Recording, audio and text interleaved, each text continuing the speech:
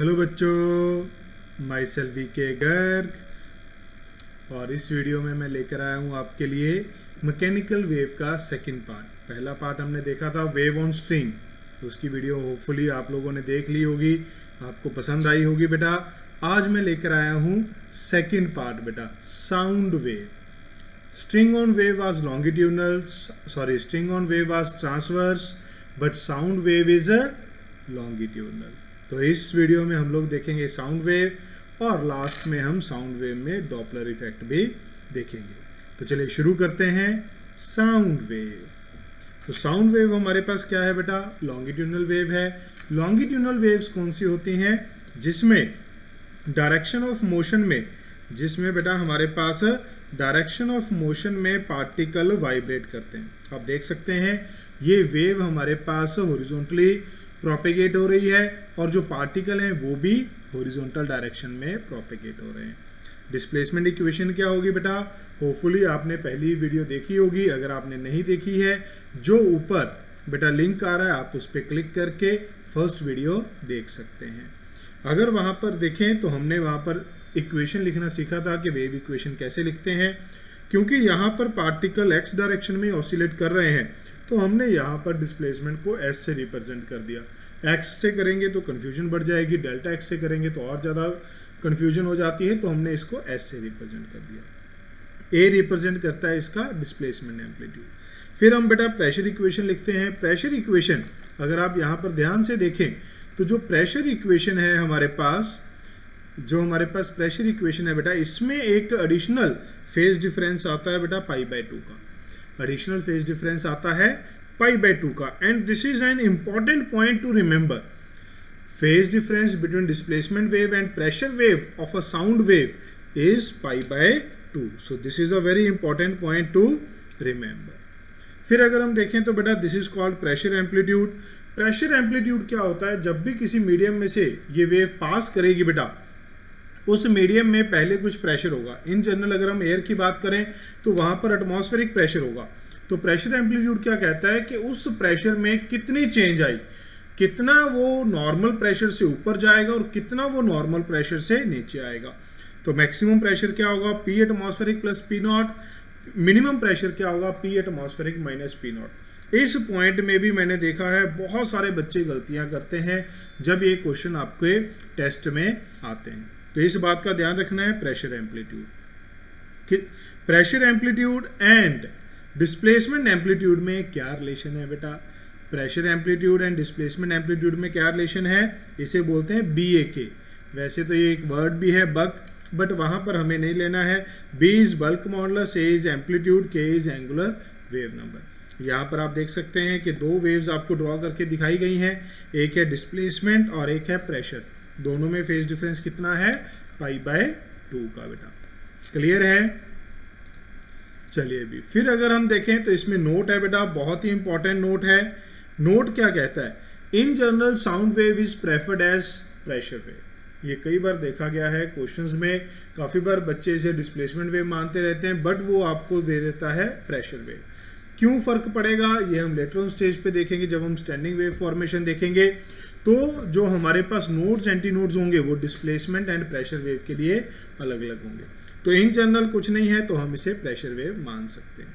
ये एक छोटा सा न्यूमेरिकल है, आप वीडियो को पॉज करें बेटा और इसे अटेम्प्ट करें, फिर इमीडिएटली आप इसका सोल्यूशन देख सकते हैं। मैं नहीं रुकूंगा, मैं साथ के साथ करता जाऊंगा बेटा। क्या होगा ध्यान से देखिए, क्या कह रहा है, sound wave travel in air due to which the difference between maximum and minimum pressure is this, maximum and minimum pressure is this। तो बेटा अगर हम देखें तो मैक्सिमम प्रेशर क्या होता है, ये होता है PATM plus P not. Minimum pressure क्या होता है बेटा, ये होता है PATM माइनस P नॉट बेटा। अगर हम इन दोनों को सब्ट्रैक्ट कर दें, अगर हम इन दोनों को सब्ट्रैक्ट कर दें तो ये क्या हो जाएगा हमारे पास, माइनस माइनस प्लस। तो ये क्या है बेटा, P max minus P minimum is equal to 2P naught. किसके बराबर है, 2 × 10⁻³ 2P नॉट। तो P नॉट कितना आ जाएगा, 10⁻³ newton per metre square. This will be the answer of pressure amplitude of a wave. Getting my point? So remember, maximum pressure, minimum pressure, PATM plus P not. बच्चे इसी P not को maximum और minimum मानते रहते हैं, तो उनको ये बात याद नहीं रहती है. पेपर में काफ़ी इंपॉर्टेंट है, आप इसे देख सकते हैं. फर्दर हो सकता है कि मॉडिफिकेशन करके आपसे क्या पूछ ले, डिस्प्लेसमेंट एम्पलीट्यूड, आपसे क्या पूछ ले, बल्क मॉडल्स, वो सारी चीज़ें आपसे पूछी जा सकती हैं. नेक्स्ट है बेटा speed of longitudinal wave. Mechanical wave के लिए हमने ये फॉर्मूला देखा था. ये किसके लिए देखा था बेटा हमने? मैकेनिकल वेव के लिए. Root of elastic property by inertial. Sound wave भी एक मैकेनिकल वेव है. तो साउंड वेव के लिए क्या होगा? Elastic property will be bulk modulus, inertial property will be density, mass per unit volume. Okay बेटा, इस फॉर्मूला में जब बल्क मॉडुलस की वैल्यू पुट की तो न्यूटन्स ने क्या रिलेशन दिया था बेटा? Newton's consider an isothermal process.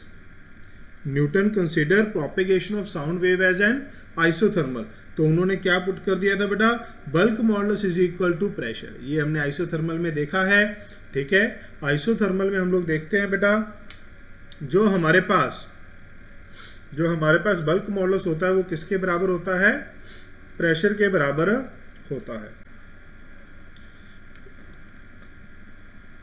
तो न्यूटन्स रिलेशन के अकॉर्डिंग बेटा जो हमारे पास speed of sound I that was 280 metre per second. 280 metre per second, और काफ़ी सालों तक यही मानते रहे. फिर जब एक्सपेरिमेंटली साउंड की जो स्पीड है वो कैलकुलेट की गई तो इट वाज नियरली 330. तो फिर सोचा गया कि ये मैच नहीं कर रही है, तो उसके बाद करेक्शन की गई, Laplace correction. Laplace consider N adiabatic propagation. Laplace consider N adiabatic. हमें पता है, अब तो हमें पता है बेटा एडियाबैटिक प्रोसेसेस क्या होते हैं, क्विक प्रोसेसेस. और अगर स्पीड 280 या 300 मीटर पर सेकंड भी है तो it is very quick process. तो quick processes are consider as adiabatic. तो हमने फिर उसमें क्या चेंज कर दिया बेटा? बल्क मॉडुलस को रिप्लेस कर दिया by gamma P. Bulk modulus को पुट कर दिया for adiabatic process gamma P. Gamma for air. ये डाटा आप यूज कर सकते हैं, याद रख सकते हैं बेटा, स्पेशली नीट स्टूडेंट. कुछ इस तरीके के डाटा भी आपसे पूछ लिए जाते हैं. तो एयर के लिए है 7/4. जब आपने ऐसा पुट किया तो वैल्यू क्या आई बेटा? 332 मीटर पर सेकेंड.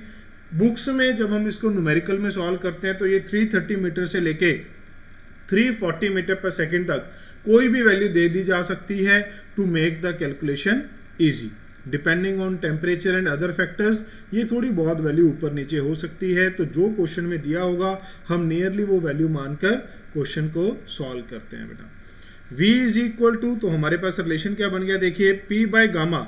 अगर हम आइडियल गैस इक्वेशन देखते हैं, PV इज इक्वल टू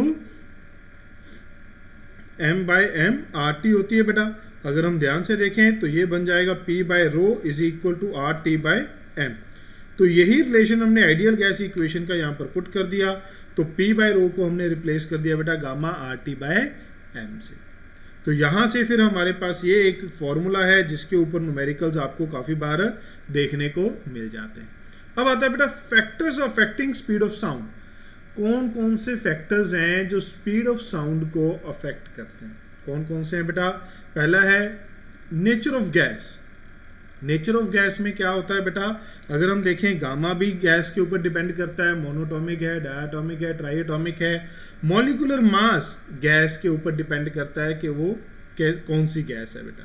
तो नेचर ऑफ गैस पे ये फैक्टर्स की वजह से स्पीड डिपेंड करती है. टेम्परेचर बेटा, टेम्परेचर के रूट के प्रोपोर्शनल है. जो हमने गैस में इक्वेशन देखी थी RMS, mean RMS, most probable, वो सारी की सारी भी टेम्परेचर के रूट के प्रोपोर्शनल थी. वैसे ही ये भी टेम्परेचर के रूट के प्रोपोर्शनल है. प्रेशर बेटा, ये एक बहुत ही क्रूशियल पॉइंट है.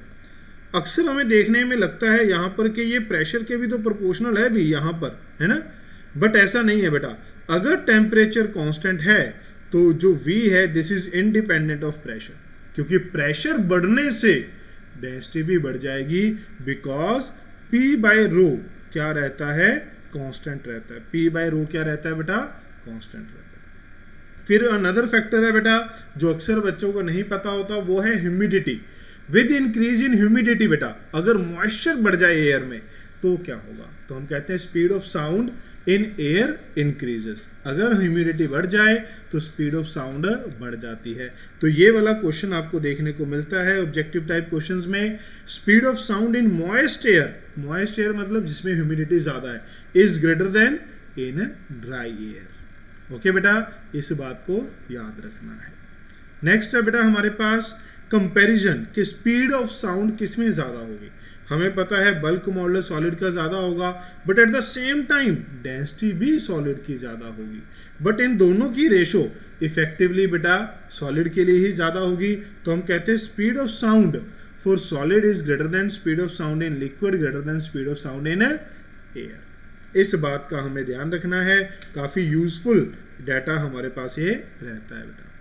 फिर कहता है अगर हम ध्यान से देखें तो लाइट की स्पीड क्या होती है, सॉलिड में कम होती है, लिक्विड में उससे ज्यादा, एयर में उससे ज्यादा। इन दोनों को हम यहां पर क्यों कंपेयर कर रहे हैं, जिसमें स्पीड ज्यादा होती है वो मीडियम क्या होता है, रेयर होता है। तो इसका मतलब जो सॉलिड है, solid is rare than liquid, liquid is rare than air in case of sound wave. Whereas in light wave, light के लिए बेटा सॉलिड क्या था, solid is a denser. Light के लिए क्या है, सॉलिड क्या है, डेंसर है। तो एक बहुत ही ब्यूटीफुल लाइन लिखी जाती है, acoustically rarers are optically denser, the medium which are acoustically rarer. Acoustically rarer मतलब साउंड वेव के लिए, साउंड वेव के लिए जो मीडियम रेयर है वो लाइट वेव के लिए, ऑप्टिकल मतलब लाइट वेव, लाइट वेव के लिए डेंसर मीडियम की तरह काम करते हैं। इस बात का ध्यान रखना है, यहाँ पर बच्चे धोखा खा जाते हैं। एयर वाटर कॉम्बिनेशन में अक्सर बच्चे धोखा खा जाते हैं। जब एयर से वाटर साउंड वेव आएगी तो वो रेयर से डेंसर से रेयर में जा रही है, लाइट वेव आएगी तो रेयर से डेंसर जा रही है। इस बात का ध्यान रखना है। Speed of longitudinal wave in rod बेटा, ये एक और स्पेशल केस आ जाता है कि अगर हमारे पास ये एक रॉड है बेटा, ये हमारे पास एक रॉड है, आपने इसको हिट कर दिया with the help of a hammer, तो क्या होगा, इसमें वाइब्रेशन जनरेट हो जाएंगी, लॉन्गिट्यूडनल वाइब्रेशन। तो इनकी स्पीड क्या होगी, ये किस पे डिपेंड करती है, वाई पे। वाई क्या है यहाँ पर, यंग्स मॉडुलस। वाई क्या है बेटा, यंग्स मॉडुलस। ऊपर हमने वॉल्यूमेट्रिक मॉडुलस माना था, बल्क मॉडुलस, यहाँ पर लीनियर यंग मॉडुलस है। कौन सा, यंग्स मॉडुलस बेटा। ओके, नेक्स्ट देखते हैं बेटा, क्वेश्चन देखते हैं। एक छोटा सा क्वेश्चन ट्राई करिएगा बेटा, वीडियो को पॉज करिए और क्वेश्चन को ट्राई करिए बेटा, आंसर आना चाहिए आप लोगों का। फटाफट से क्वेश्चन को ट्राई कर दीजिए।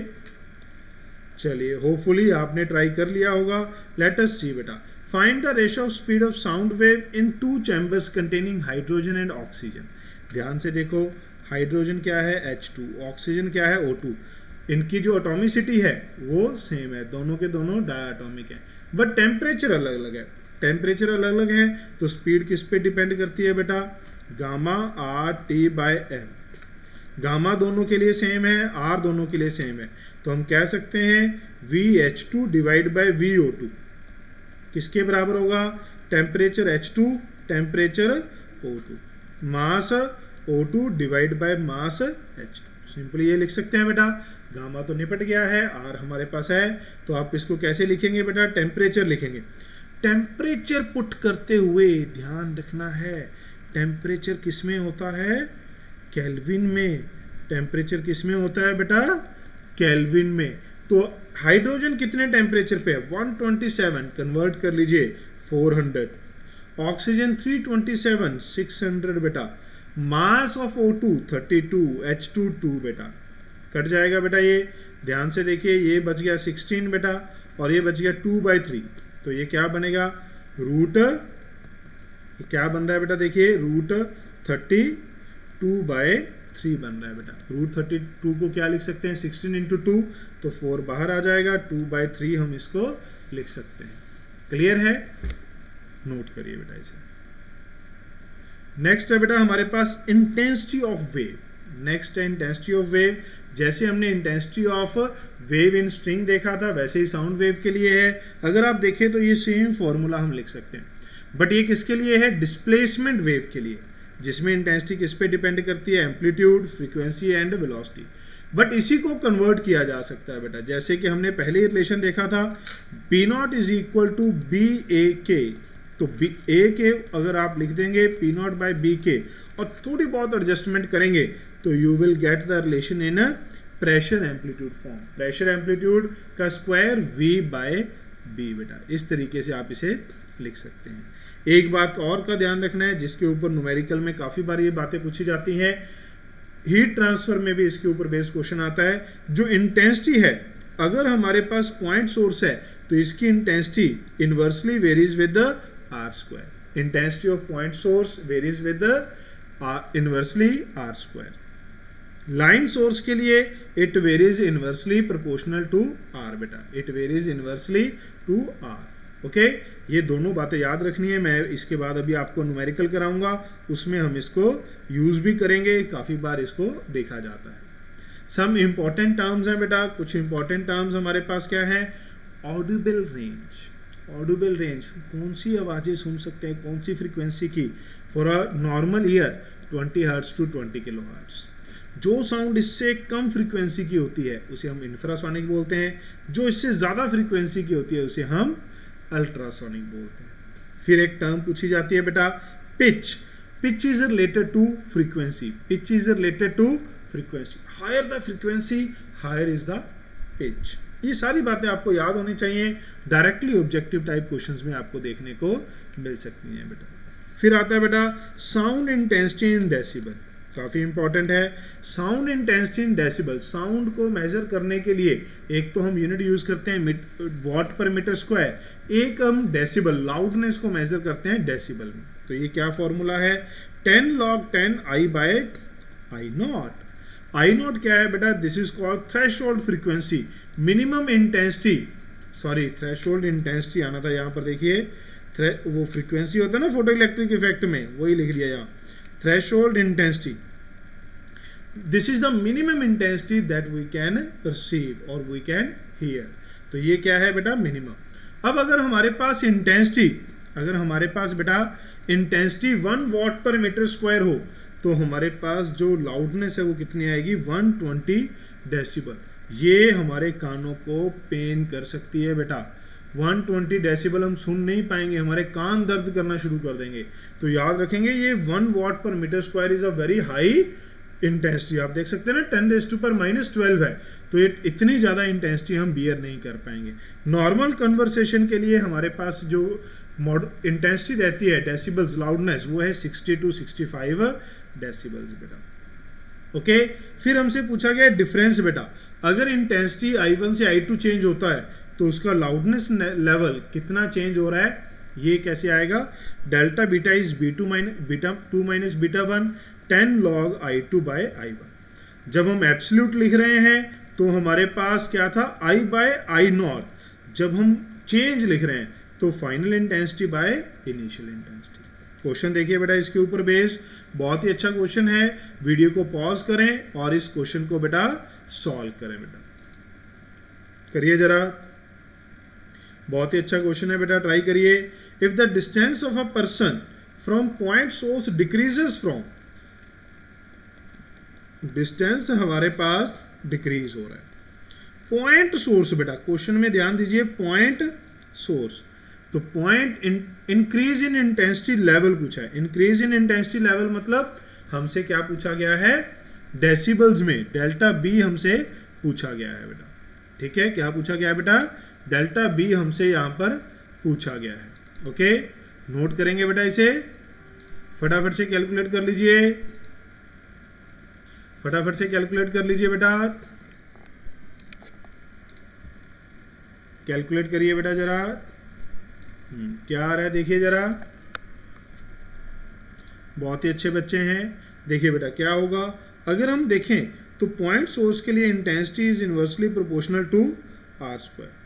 फॉर पॉइंट सोर्स के लिए हमारे पास जो इंटेंसिटी है this is inversely proportional to R square.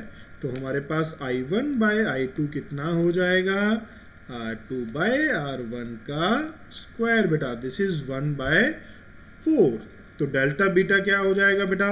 B2 minus B1, जब beta 2 minus beta 1 log I2 by I1। तो आप इसे क्या लिख सकते हैं बेटा, 10 log 4।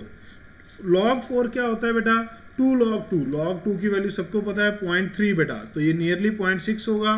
तो कितना आ जाएगा बेटा यहाँ पर, ये आ जाएगा 10 इंटू 0.6 अप्रोक्सीमेटली।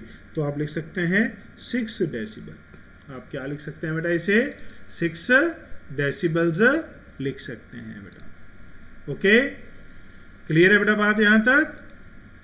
नोट कर लीजिए बेटा, सभी नोट कर लेंगे बेटा सभी।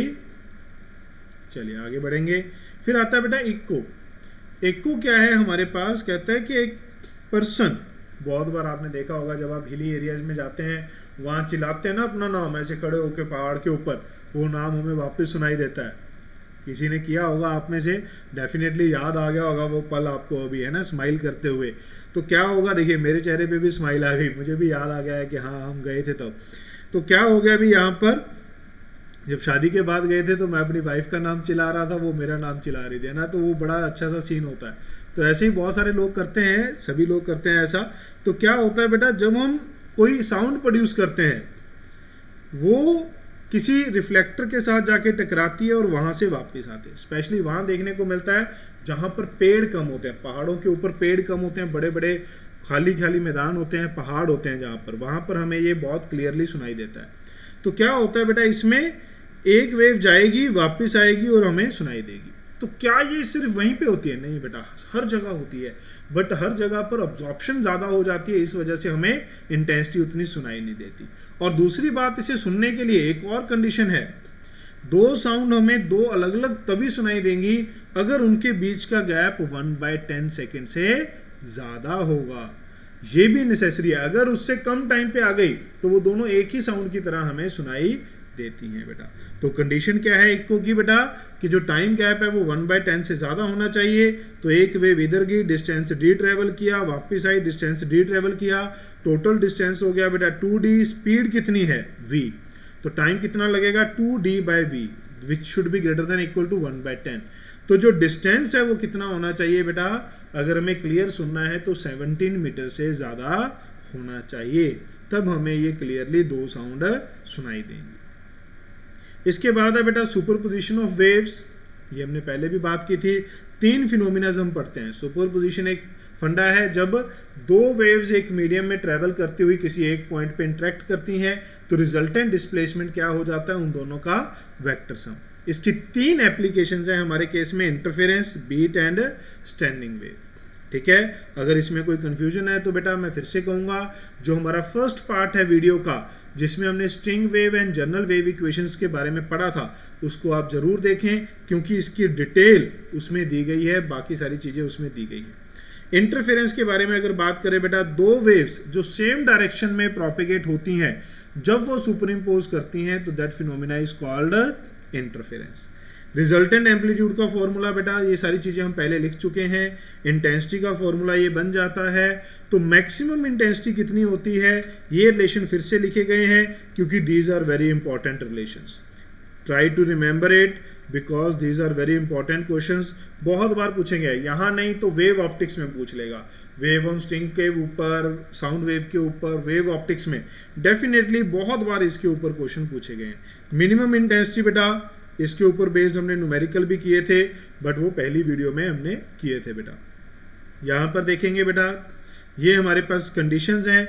कब होती है मैक्सिमम इंटेंसिटी, जब पाथ डिफरेंस n लैम्डा हो। मिनिमम होती है जब ऑड मल्टीपल ऑफ λ/2 हो। रिजल्टेंट इंटेंसिटी, अगर दोनों की इंटेंसिटी बराबर है तो रिजल्टेंट इंटेंसिटी क्या होगी बेटा, 4i cos स्क्वायर phi/2 बेटा, where cos 4i is maximum intensity. चलिए इसके ऊपर बेस्ड एक क्वेश्चन देखते हैं बेटा, जो नीट 2008 में आया हुआ है बेटा, 2008 कंपटीशन में आया हुआ है। क्या है question, 2 periodic waves of intensity I1 I2 pass through a region at the same time in the same direction, the sum of maximum and minimum intensity। वाह जी वाह, करिए जरा ट्राई बेटा, सभी आप लोगों ने कर लिया होगा। अगर आप ध्यान से देखें बेटा, ध्यान से देखें तो क्या होगा, मैक्सिमम इंटेंसिटी बेटा √I1 प्लस √I2 का स्क्वायर। जब आप इसका स्क्वायर खोलेंगे तो क्या बचेगा, I1 plus I2 plus 2 √I2 I1 I2 बेटा। I मिनिमम बेटा, मिनिमम इंटेंसिटी क्या होती है, root I1 minus root I2 का स्क्वायर। ये किसके बराबर होगी, I1 plus I2 minus 2 root I1 I2 बेटा। अगर आप इन दोनों का सम करते हैं, इन दोनों का बेटा सम करते हैं, I max plus I minimum, I max plus I minimum, तो ये किसके बराबर होगा, आप गौर से देख सकते हैं बेटा, जो फाइनल टर्म्स है वो कट जाएंगी, क्या बचेगा 2I1 plus I2 and easily you can mark the answer B। But आप तभी कर पाएंगे जब आपको ये रिलेशंस याद रहेंगे बेटा। Okay, very easy problem, please note it down, note कर लीजिए बेटा इसे। आगे बढ़ते हैं बेटा, नेक्स्ट है बीट बेटा। ये हमने वहां नहीं पढ़ा था, हमने कहा था ये सारी चीजें हम यहां पर देखेंगे, because beats are observed in only sound बेटा। बीट क्या है, इसमें भी अगर दो वेव्स सेम डायरेक्शन में जा रही हैं, बट कंडीशन क्या है, have slightly different frequencies. Interference में दोनों की फ्रीक्वेंसी सेम थी, एग्जैक्टली सेम थी, इसमें स्लाइटली डिफरेंट फ्रीक्वेंसी है। Then the intensity varies periodically with time, जो इंटेंसिटी है वेव की वो पीरियोडिकली वेरी करती है। This effect is called beats बेटा, this effect is called beats. Okay बेटा, तो यहां पर अगर हम देखें तो बीट फ्रीक्वेंसी का फॉर्मूला क्या होता है, this is F1 minus F2। This जो बीट फ्रीक्वेंसी है, it means frequency of intensity variation. Beat frequency का मतलब है intensity of, sorry frequency of intensity variation. Okay, अब अगर हम देखें इसमें कुछ और पॉइंट्स भी पूछे जाते हैं जो बहुत कम लिखे हुए मिलते हैं बुक्स में या शॉर्ट नोट्स में, बहुत कम देखने को मिलते हैं, बट ऑब्जेक्टिव क्वेश्चन कहीं कहीं देखने को मिलते हैं। और आपको पता है कंपटीशन में ऐसे क्वेश्चन जरूर पूछे जाते हैं जो थोड़े कम पॉपुलर होते हैं, फॉर्मूलाज कम पॉपुलर होते हैं, कहीं कहीं दिए होते हैं।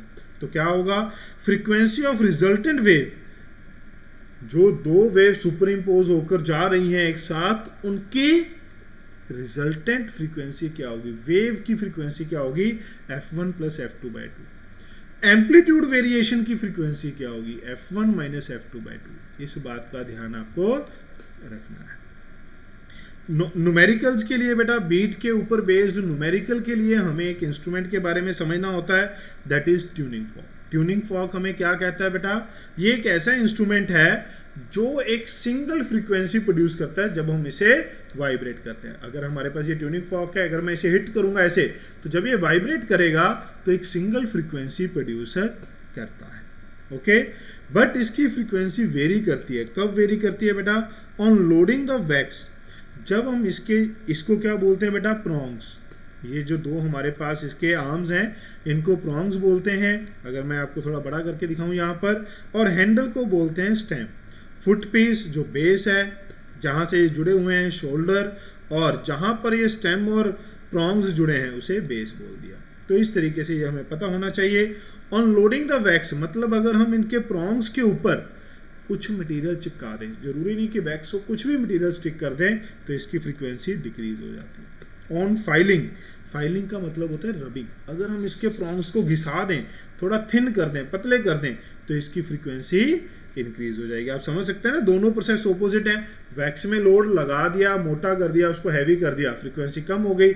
इसमें हल्का कर दिया घिसा के, तो फ्रीक्वेंसी इंक्रीज हो जाएगी। एक इंपॉर्टेंट पॉइंट और है, बहुत रेयरली इसके ऊपर बेस्ड क्वेश्चन मिलता है बेटा, और ऐसे पॉइंट नीट के लिए या कंपटीशन के लिए, जेई के लिए ये काफ़ी इंपॉर्टेंट हो जाते हैं। With increase in temperature frequency decreases. अगर हम टेम्परेचर बढ़ा देंगे तब भी फ्रीक्वेंसी डिक्रीज हो जाएगी। प्रॉब्लम देखिए बेटा, कंपटीशन की प्रॉब्लम है, ध्यान से देखिए। इस तरीके के क्वेश्चन बहुत पॉपुलर हैं बेटा बीट्स में, जिसमें आपको एक सिनेरियो दिया होगा, एक फ्रीक्वेंसी दी होगी, बीट फ्रीक्वेंसी दी होगी, फिर कुछ चेंज करेगा और जो अननोन फ्रीक्वेंसी आपसे पूछी जाएगी।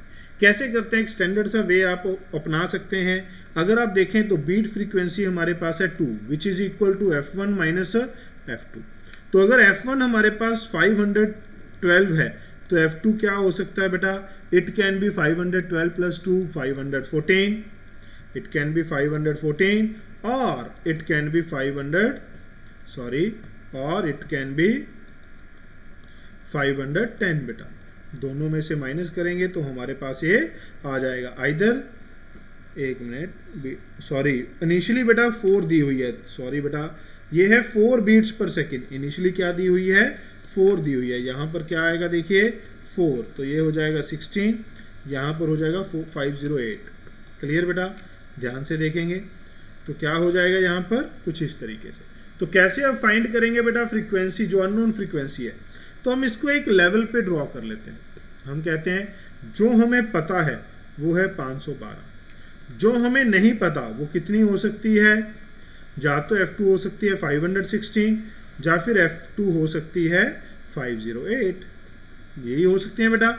हमने इसको ड्रॉ कर लिया बेटा, ध्यान से देखेंगे इन दोनों के बीच का जो गैप है वो हमें क्या बताता है, बीट फ्रीक्वेंसी कितनी है 4। अब कह रहा है कि piano string is slightly increased, tension in piano string is slightly increased. अगर हम टेंशन बढ़ा देंगे तो जो फ्रीक्वेंसी है स्ट्रिंग के अंदर, जो स्ट्रिंग की फ्रीक्वेंसी होती है, this is proportional to tension, तो ये फ्रीक्वेंसी भी बढ़ जाएगी बेटा।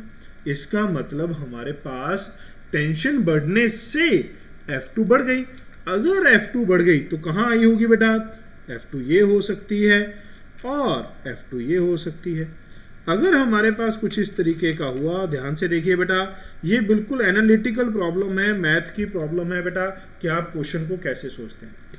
इस केस में अगर आप देखें बेटा तो FB क्या हो गया, बढ़ गया है। यहाँ पर अगर आप देखें बेटा तो FB क्या हो गया है, डिक्रीज। और उसने क्या कहा था, बाद में बीट्स कितनी हो गई बेटा 2, कम हो गई हैं। यहाँ पर बीट्स कम हुई हैं बेटा, तो हमारे पास आंसर क्या रहेगा, हमारे पास आंसर क्या रहेगा 508। आपको सिर्फ ये चेक कर लेना है कि बीट्स कहाँ पर कम रह रही हैं, तो कहाँ पर कम हो रही हैं बेटा 508 के केस में, तो आंसर आ गया 508 बेटा, नोट कर लेंगे। नेक्स्ट हमारे पास है, देखिए बेटा, स्टैंडिंग वेव और स्टेशनरी वेव। स्टैंडिंग वेव के बारे में भी हमने पहली वीडियो में बहुत अच्छे से देखा था बेटा, इक्वेशन देखी थी, सारी चीज़ें आपको लिखकर बताई थी। यहाँ पर हम थोड़ा तेज़ी से निकल जाएंगे स्पीड से। क्या कह रहा है बेटा, हमारे पास कुछ इस तरीके की सिनेरियो होता है कि एक एम्पलीट्यूड है, साथ में साइन एंड कॉस का फंक्शन मल्टीप्लाई में है बेटा। अगर आप यहाँ पर ध्यान दें तो 2a sine x cos omega T, ये वाली टर्म हमें क्या बताती है, एम्पलीट्यूड एट पोजीशन x। तो x 0 पे एम्पलीट्यूड क्या हो जाएगा 0, और फिर लैम्डा बाय 2, फिर लैम्डा पे 3 लैम्डा बाय 2 पे x की वैल्यू पुट करते जाइए, आपके पास एम्पलीट्यूड आता चला जाएगा बेटा। तो क्या हो जाएगा, ये 0 हो जाएगा बेटा। क्लियर बात। तो इन पॉइंट्स को बोला था नोड, जहां पर एम्पलीट्यूड मैक्सिमम होता है उसे हम बोलते हैं एंटी नोड, उसे हम बोलते हैं बेटा एंटी नोड। क्लियर बात, इस बात का ध्यान रखेंगे, नोट करेंगे बेटा इसे। Okay, standing wave in organ pipe, properties हमने इसकी सारी लिखी थी बेटा। एक लूप, इनको बोलते हैं लूप और सेगमेंट, ठीक है, जो दो नोड के बीच में है। एक लूप, एक सेगमेंट में जो स्ट्रिंग है वो सेम हमारे पास सेम फेज में होते हैं बेटा। एक लूप में जो एलिमेंट्स हैं वो सारे के सारे सेम फेज में होते हैं। जो एडजेसेंट लूप्स में होते हैं वो सारे के सारे हमारे पास opposite phase with phase difference 180 के साथ होते हैं बेटा। क्लियर बात। Standing wave in organ pipe बेटा, standing wave in organ pipe, ये देखिए जरा, बिल्कुल वैसा है जैसा हमने वेव ऑन स्ट्रिंग में देखा था।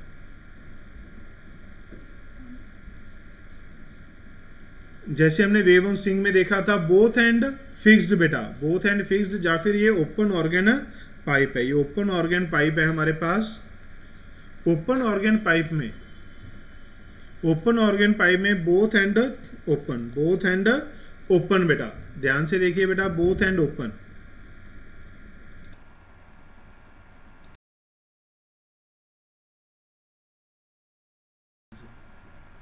ध्यान से देखिए बेटा, बोथ एंड ओपन है।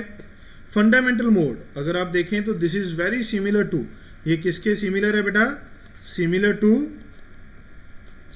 To both end fixed string, both end fixed string, both end fixed string बेटा, बोथ एंड फिक्स्ड स्ट्रिंग में से है बेटा, सेम केस है, बिल्कुल वैसा ही केस है, ध्यान से देख सकते हैं आप लोग। इसका फंडामेंटल मोड क्या है बेटा, बोथ एंड ओपन में दोनों साइड पे क्या है, एंटी नोड है, और बीच में क्या बनेगा, नोड। यहाँ पर मैंने आपको कहा था डिस्प्लेसमेंट एंड प्रेशर वेव के बीच में फेज डिफरेंस होता है π/2। π/2 का फेज डिफरेंस है बेटा। यहाँ पर भी देखें, डिस्प्लेसमेंट वेव, प्रेशर वेव। ये जो प्रेशर वेव है ये बिल्कुल वैसी बनी है जैसे स्ट्रिंग वेव के केस में बना था, और यहाँ पर डिस्प्लेसमेंट वेव थोड़ी अलग है। जहाँ पर नोड है वहाँ एंटी नोड है, जहाँ पर एंटी नोड है वहाँ नोड है। यही π/2 का फेज डिफरेंस हमें बताता है। π/2 का फेज डिफरेंस मतलब λ/4। तो जहाँ नोड वहाँ एंटी नोड, वहाँ नोड एंटी नोड, तो ये इंटरचेंज हो जाते हैं डिस्प्लेसमेंट एंड प्रेशर वेव में। जो मैं आपको कह रहा था इसी के ऊपर ऑब्जेक्टिव क्वेश्चन बन जाते हैं बेटा। वो आपको ड्रॉ करके देगा wave formation in a open organ pipe, तो आपको आइडेंटिफाई करना है कि कौन सा ट्रू है, प्रेशर वेव के केस में और डिस्प्लेसमेंट वेव के केस में। अगर आप यहाँ पर देखें बेटा तो पहला केस बिल्कुल वैसा ही है, F0 is equal to V/2 वहाँ पर V की वैल्यू √T/μ थी, यहाँ पर V की वैल्यू हम अलग से पुट करेंगे। फर्स्ट ओवरटोन में बेटा add one loop to the fundamental, add one loop to fundamental. Fundamental mode में एक लूप ऐड कर दीजिए बेटा। क्या होगा, फंडामेंटल मोड में एक लूप ऐड कर दीजिए। तो एक लूप ऐड कर दिया बेटा, देखिए तो क्या हो गया, अब 2 लूप्स हो गए हैं, तो फ्रीक्वेंसी हो जाएगी 2V/2L which is equal to second harmonic. आपको पता है सारे हार्मोनिक एग्जिस्ट करते हैं, तो हमने इसको बोल दिया जो फंडामेंटल फ्रीक्वेंसी का मल्टीप्लाइंग फैक्टर होता है वो that is called harmonics. nth overtone मतलब कितने लूप्स होंगे, सेम कहानी है बेटा, जो हम पहले पढ़ चुके हैं वही सारी सेम कहानी है। अगर आप थोड़ा स्लो इसे देखना चाहते हैं अच्छे से तो आप फर्स्ट वीडियो को जरूर देखें बेटा। ओके, फर्स्ट वीडियो को आप जरूर देखें। तो क्या होगा बेटा, यहाँ पर n+1 लूप बेटा। n+1 लूप मतलब एक लूप की वेव लेंथ कितनी होती है, λ/2, तो टोटल लेंथ होगी n+1 इंटू λ/2। तो फ्रीक्वेंसी आ गई बेटा n+1, तो this is called n+1 harmonic. Difference किसके बराबर है, फंडामेंटल के बराबर है which is V/2L। Closed organ pipe is similar to one end fixed string बेटा। इसमें एक साइड पाइप की क्लोज है, दूसरी साइड ओपन है बेटा। तो इसमें भी हम वैसे ही देखेंगे बेटा फंडामेंटल मोड में। तो पहला जो आएगा लेंथ वो किसके बराबर है, λ/4। अब फिर से देखें, डिस्प्लेसमेंट एंड प्रेशर वेव में एंटी नोड एंड नोड बदल गए हैं। रहेगी 1/4 वेव यानी कि 1/2 loop, but placement of anti node and node changes. तो F0 आ गया बेटा फंडामेंटल फ्रीक्वेंसी और फर्स्ट हार्मोनिक, फंडामेंटल फ्रीक्वेंसी और first harmonic. First overtone add one loop, पहले फंडामेंटल मोड में आधा लूप था, एक ऐड कर दिया, 3/2 लूप हो गए हैं। ओके, तो 1.5 टाइम्स लूप हो गए हैं, तो फ्रीक्वेंसी बनेगी 3V/4L, that means it is third harmonic. इसमें कौन से हार्मोनिक रहते हैं बेटा, सिंपली हमारे पास कौन से हार्मोनिक रहते हैं, यहाँ पर आप देख सकते हैं दीज आर ऑड हार्मोनिक्स। कौन से हार्मोनिक है बेटा, ये ऑड हार्मोनिक्स। ओके, तो ये आप यहाँ पर देख सकते हैं। डिफरेंस किसके बराबर होता है, 2V0 which is equal to V/2L। Question देखिएगा बेटा, क्वेश्चन ट्राई करिए फटाफट से, क्वेश्चन ट्राई करेंगे बेटा, बहुत ही अच्छे बच्चे हैं। ये भी देखिए कंपटीशन का क्वेश्चन है 2015 का। Fundamental frequency of closed organ pipe of length 20 centimetre. Fundamental frequency किसकी, closed organ pipe. Closed organ pipe मतलब वन एंड क्लोज, उसकी फंडामेंटल फ्रीक्वेंसी क्या होती है, V/4L। अब ये चीजें आपको याद रखनी है, ये चीजें आपको याद रखनी है, ठीक है। Is equal to second overtone of organ pipe open at both end. Second overtone fundamental mode में 2 लूप यानी कि थर्ड हार्मोनिक मतलब ये वाला आ गया बेटा। अब कहता है दीज टू आर इक्वल, ये दोनों क्या दे रखे हैं आपको, बराबर दे रखे हैं। तो V/4L1 यहाँ आ जाएगा 3V/2L2। L1 कितना दे रखा है बेटा, L1 कितना दे रखा है, यहाँ पर काट देंगे बेटा इसको, ये 2 हो गया, तो L2 आ गया। यहाँ पर देखिए L2 बन गया 2L1 ये देखिए इधर मल्टीप्लाई होगा बेटा, ये इधर मल्टीप्लाई होगा, तो ये क्या बनेगा हमारे पास 6L1, तो ये कितना आएगा 120 सेंटीमीटर। यहाँ पर गौर से देखिए बेटा कितना आएगा, ये 6L1 which is equal to 120 centimetre, and this is our answer. कौन कहता है कि ए आंसर नहीं होता कंपटीशन में? आप देखिए ए भी आंसर होता है, तो आप ध्यान से मार्क करें, कॉन्फिडेंट रहें अपने ऊपर और चलते चले जाएं। रेजोनेंस कॉलम एक्सपेरिमेंट बेटा, रेजोनेंस कॉलम एक्सपेरिमेंट जो हमारे पास है, it act as a closed organ pipe. एक साइड हमने लिक्विड डाल दिया है बेटा, वाटर से फिल किया जाता है, दूसरी साइड से हम ट्यूनिंग फॉर्क को वाइब्रेट कराते हैं। अगर आप देखें तो कुछ इस तरीके का रहता है, ट्यूनिंग फॉर्क को वाइब्रेट कराते हैं, ट्यूब के अंदर जो लेवल है this is adjusted by this reservoir which two are connected with the pipe. यहाँ पर क्या लगा रहता है, एक स्केल लगा रहता है जो इस लेंथ को मेजर करता है। तो मान लो ये फर्स्ट मोड था, तो देखिए क्या बना यहाँ पर λ/4। नेक्स्ट मोड कहाँ बनेगा, एक लूप ऐड हो जाएगा, एक लूप ऐड हो गया।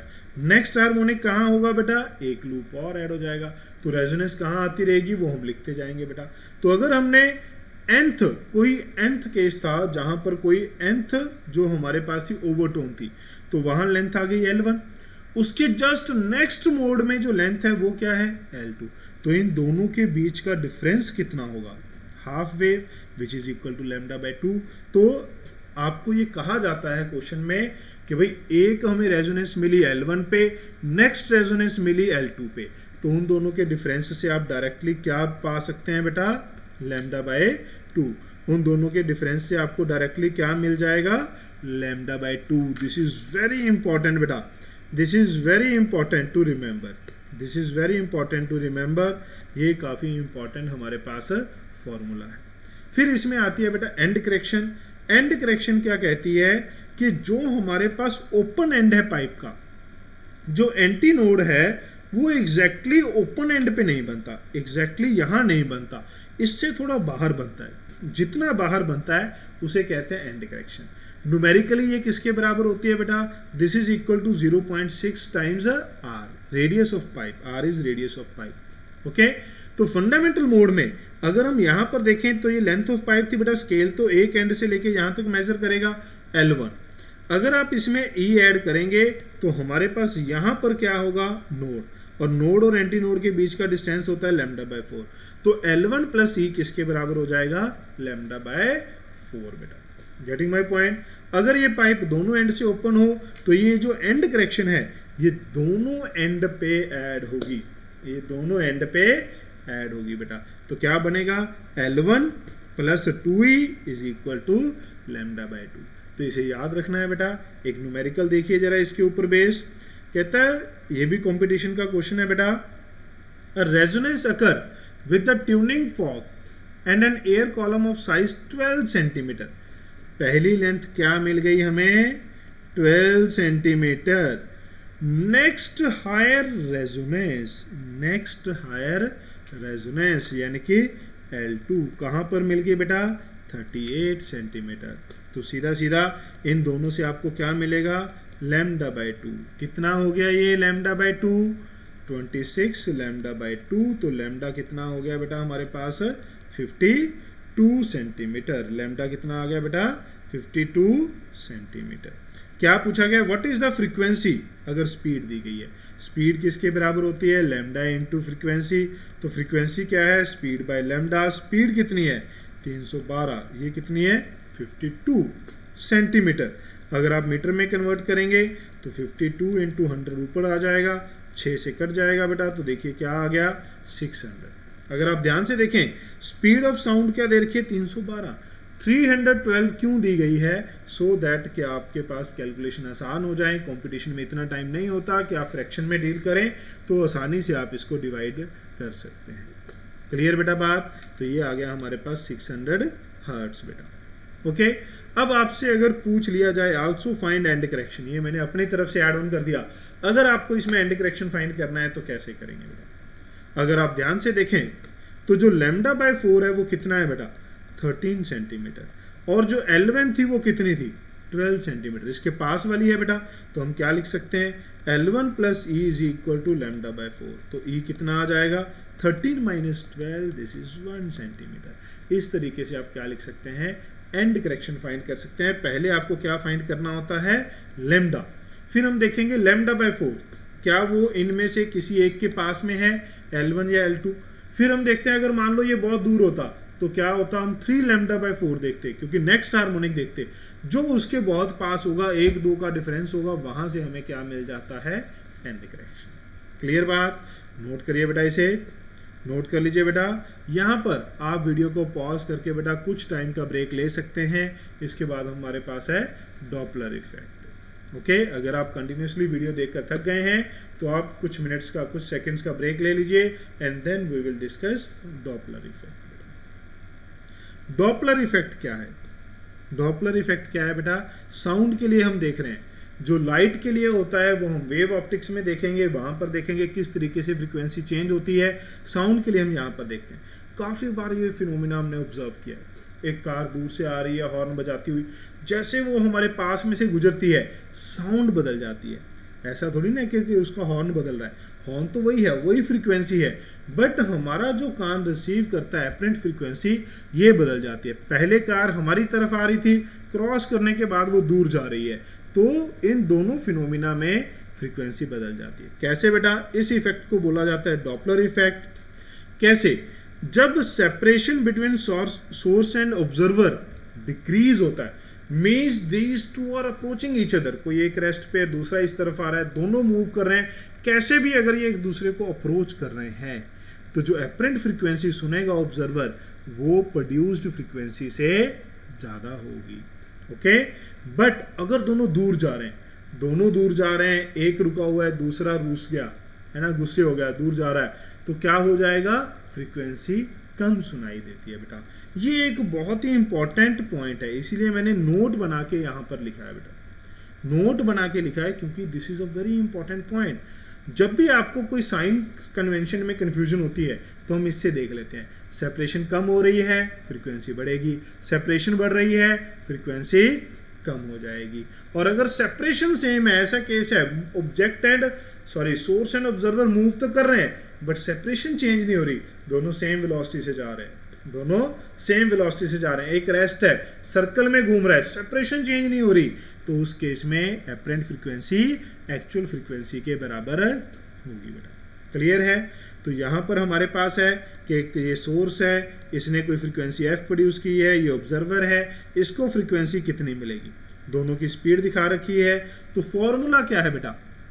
ध्यान से देखिए, फॉर्मूला क्या है, apparent frequency is equal to F V minus V naught divide by V minus V S. वी क्या है बेटा? यहाँ पर वेलोसिटी ऑफ साउंड, यहाँ कंफ्यूज नहीं होना है, ये जो वी एस है this is velocity of source, V O क्या है, वेलोसिटी ऑफ ऑब्जर्वर।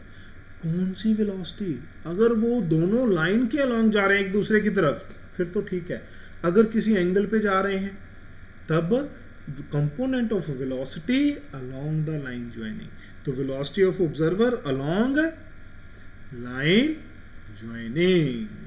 क्लियर है बेटा बात? साइन कन्वेंशन क्या है? जो साउंड की डायरेक्शन है वो हम पॉजिटिव ले लेंगे, साउंड की डायरेक्शन में पॉजिटिव ले लेंगे। साउंड की डायरेक्शन क्या होगी? From source to observer along the line joining source to observer direction is taken as a positive, from source to observer direction is taken as a positive. बेटा इस बात का ध्यान रखेंगे।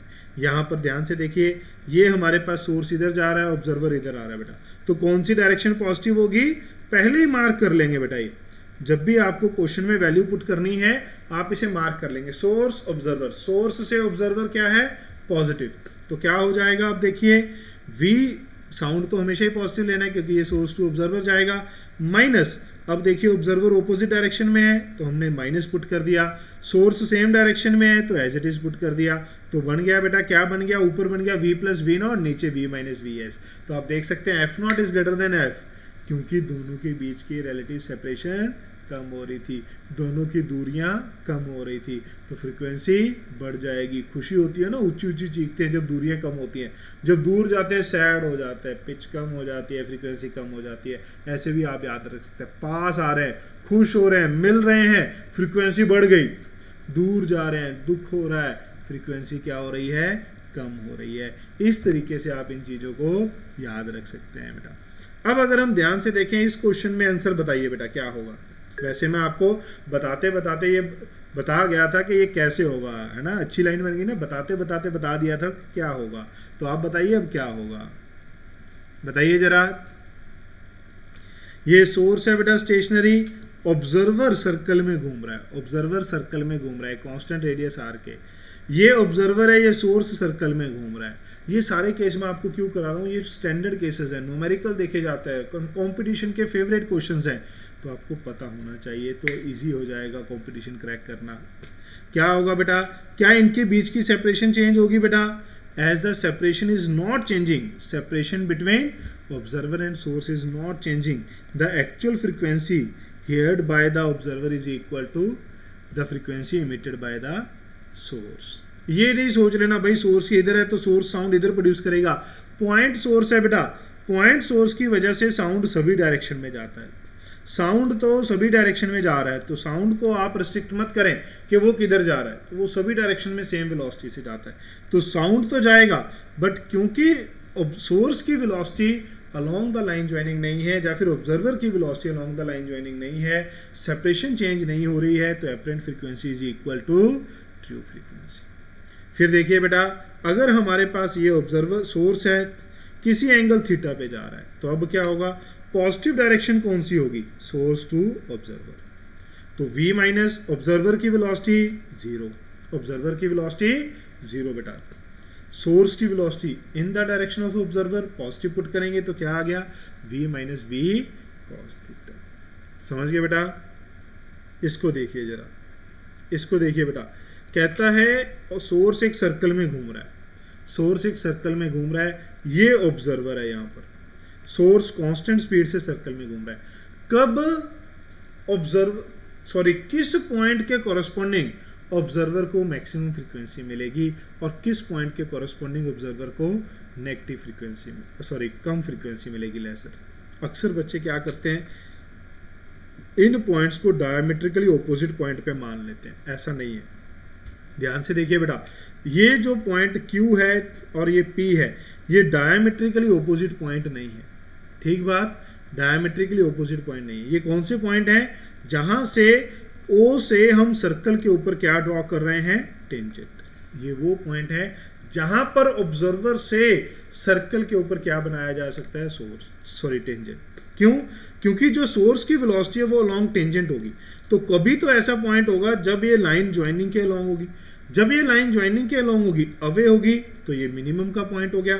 टूवर्ड ऑब्जर्वर होगी, maximum velocity toward observer is velocity of source, तो वो क्या हो जाएगा, मैक्सिमम। तो ये वाला पॉइंट क्या है, मैक्सिमम, ये वाला पॉइंट क्या है, मिनिमम। तो वही मैंने लिखा है, देखिए F dash will be maximum corresponding to Q, maximum है कितनी होगी, v by V minus S, क्योंकि ये टूवर्ड है बेटा, मिनिमम है क्यों, क्योंकि ये अवे है बेटा, अवे है तो v by V plus S.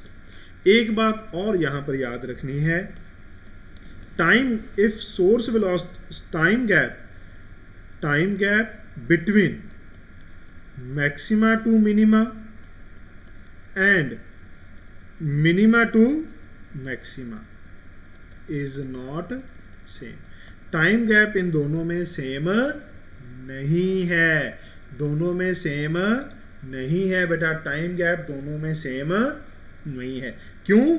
अगर आप यहां पर ध्यान से देखें, मैक्सिमम टू मिनिमम जाने के लिए बेटा उसको कम एंगल कवर करना है, और मिनिमम टू मैक्सिमम जाने के लिए ज़्यादा एंगल कवर करना है। तो ऐसे छोटे छोटे पॉइंट हैं बेटा जो कंपटीशन में बच्चा मिस कर देता है, इसीलिए ये one shot video short notes में ये आपको लिखने होते हैं।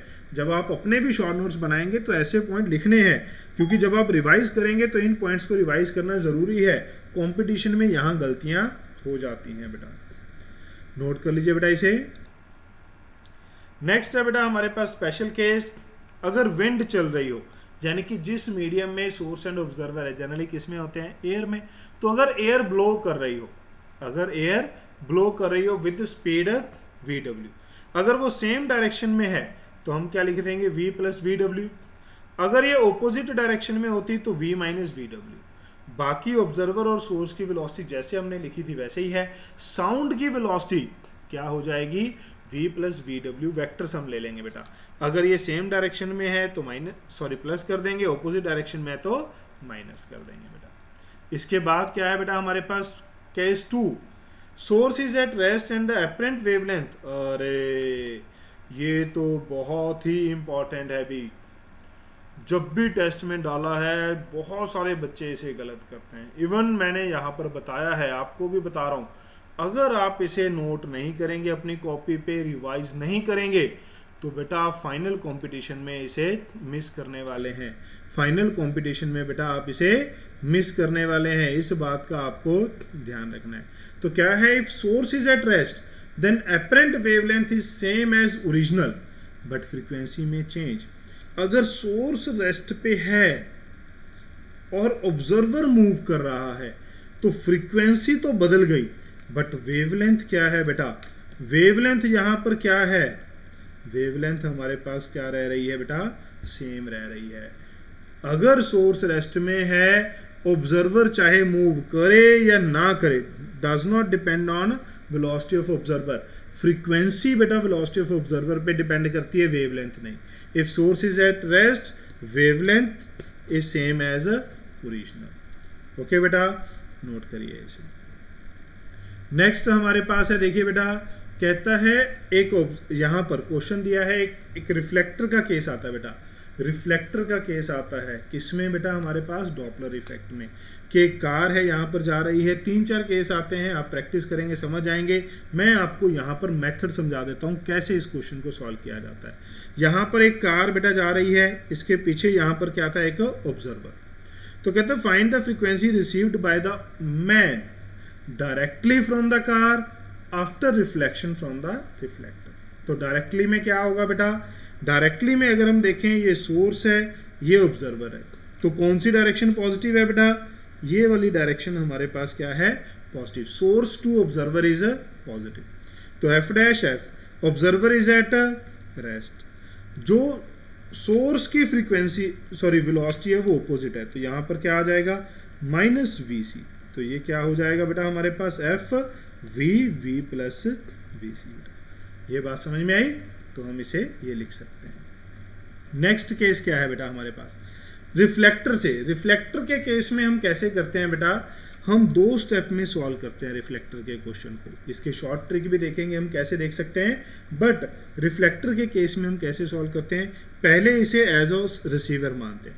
रिसीवर मान लिया तो ये बेटा रेस्ट पे है, ऑब्जर्वर है बेटा रेस्ट पे, तो क्या हो गया, ऑब्जर्वर रेस्ट पे है बेटा, सोर्स इसकी तरफ आ रहा है, तो v माइनस वी सी। दूसरे केस में जितनी फ्रीक्वेंसी इसने रिसीव की है उतनी फ्रीक्वेंसी वापस एमिट करेगा। अब ये क्या एक्ट करता है, सोर्स एक्ट करता है। अब ये ऑब्जर्वर है रेस्ट पे, ये सोर्स भी रेस्ट पे था, सोर्स भी रेस्ट पे था, ऑब्जर्वर भी रेस्ट पे है, तो फ्रीक्वेंसी क्या आ गई, F dash which is equal to V by V minus C. Clear है बेटा। मेथड 2 क्या है, जो मैं आपको शॉर्ट ट्रिक बता रहा था वो क्या है, इस रिफ्लेक्टर को स्पेशली ये क्वेश्चन आप तब कर सकते हैं जब रिफ्लेक्टर रेस्ट पे है। अगर रिफ्लेक्टर रेस्ट पे है तो जो गाड़ी यहां से जा रही थी बेटा, जो गाड़ी यहां से जा रही थी बेटा, आप उसकी इमेज मिरर में देखिए, आप उसकी इमेज किस में देखिए, मिरर में। तो मिरर में ये गाड़ी आपको अपनी तरफ आती हुई दिखाई देगी। तो अब ये हमारे पास क्या है, सोर्स, ये ऑब्जर्वर, ये डायरेक्शन क्या हो गई, पॉजिटिव। तो एफ ऑब्जर्वर किस में है, रेस्ट में, ऑब्जर्वर किस में है, रेस्ट में। v माइनस वी एस, क्योंकि सोर्स की डायरेक्शन जो वेलोसिटी की डायरेक्शन है वो पॉजिटिव है, तो क्या आ जाएगा, v माइनस वी एस। और इस तरीके से आप इसे लिख सकते हैं बेटा, ठीक है। अब अगर आपसे पूछ लिया जाए, जनरली जब भी आपके पास ऐसे क्वेश्चन आएंगे तो बीट्स के बारे में पूछेगा, तो बीट फ्रीक्वेंसी किसके बराबर होगी, जो 2 फ्रीक्वेंसीज मैन को सुनाई दे रही हैं उन दोनों का डिफरेंस क्या एक्ट करेगा बेटा, जो 2 फ्रीक्वेंसीज सुनाई दे रही हैं बेटा ऑब्जर्वर को, उन दोनों का difference is called beat frequency. दोनों को सब्ट्रैक्ट कर दें, ये बन गया। रिजल्ट याद करने के लिए मैं नहीं कहूंगा, आप दोनों फ्रीक्वेंसीज फाइंड कर सकते हैं, आसानी से इसे सॉल्व कर सकते हैं बेटा। एक छोटा सा क्वेश्चन इसके ऊपर देखते हैं। A siren emitting a sound of frequency 800 hertz moves away from an observer toward a cliff at speed this, then the frequency of sound that observer hear in echo reflected from the cliff। फटाफट से कर दीजिए बेटा, क्या question है, अगर आप ध्यान से देखें तो वही क्वेश्चन है बेटा। ये हमारे पास ऑब्जर्वर है, यहां पर एक कार बेटा क्लिफ की तरफ जा रही है, एक सोर्स क्लिफ की तरफ जा रहा है। ओके, देखिए siren emitting sound of frequency कितनी फ्रीक्वेंसी इमिट कर रहा है, 800 हर्ट्ज। कितनी स्पीड से जा रहा है, 15 metre per second. Away from an observer, दूर जा रहा है, दूर जा रहा है मतलब इस तरफ दूर जा रहा है बेटा। Then the frequency of sound observer hear in echo, साफ साफ कह दिया, जो यहां से रिफ्लेक्ट होकर आएगी वो फ्रीक्वेंसी कितनी सुनाई देगी, जो रिफ्लेक्ट होकर आएगी। तो कितनी लिखी थी बेटा हमने ऊपर अभी अभी लिखी थी बेटा, F V by V minus V C. ये रिफ्लेक्टर के केस में थी। डायरेक्ट कितनी सुनी थी, v प्लस वी सी, क्योंकि दूर जा रहा था तो कम सुनी थी। ठीक है, तो यहां पर क्या हो जाएगा हमारे पास, फ्रीक्वेंसी कितनी है बेटा 800, स्पीड कितनी है बेटा 330, नीचे आ जाएगा 330 माइनस 15, कितना आ गया बेटा 800, 330 डिवाइड बाय 315। तो आप देख सकते हैं 800 से हल्का सा ज़्यादा। अगर आप इसे डिवाइड करेंगे बेटा तो फर्दर भी आप इसे डिवाइड कर सकते थे, 15 पे कर सकते हैं, बट अगर आप इसे डिवाइड करके सॉल्व करें तो यू विल गेट 838, 800 से थोड़ा सा ज़्यादा, और वो अप्रॉक्सीमेट हमें क्या दिख रहा है 838, तो आप इसे मार्क कर सकते हैं बेटा। ओके, होपफुली बेटा आपको ये वीडियो पसंद आई होगी और जो फॉर्मूलाज हमने लिखे हैं वो आपको यूजफुल लगे होंगे बेटा, और डेफिनेटली बेटा it is going to help you in NEET and JEE competition. आप मुझे जरूर याद करेंगे जब आप नीट एंड जेई का कंपटीशन देखेंगे बेटा। तो don't forget to subscribe, share and like the videos बेटा। ऐसी ही और amazing videos, one shot videos, shortcut tricks देखने के लिए बेटा आप चैनल को जरूर सब्सक्राइब करें एंड बेल आइकन जरूर प्रेस करें to get notification. Thank you so much, stay safe, be happy.